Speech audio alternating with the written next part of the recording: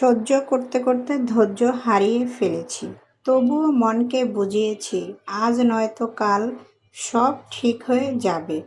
বোকা মানুষ ধোঁকা খায়, সৎ মানুষ কষ্ট পায়, সরল মানুষ আঘাত পায়, আর স্বার্থপর মানুষ আনন্দে দিন কাটায়। এটাই বাস্তবতা। কিছু মানুষ আছে যারা মায়া বাড়িয়ে জীবন থেকে হারিয়ে যায়। জীবন মানেই হাসি, জীবন মানেই কান্না, আর বাকিটা অভিমান। সব না পেয়েও যতটুকু পেয়েছি ততটুকু কয়জনেই পায়। জীবনে যাদের মধ্যে আছে তারাই প্রাকৃতিক সুখে আছে।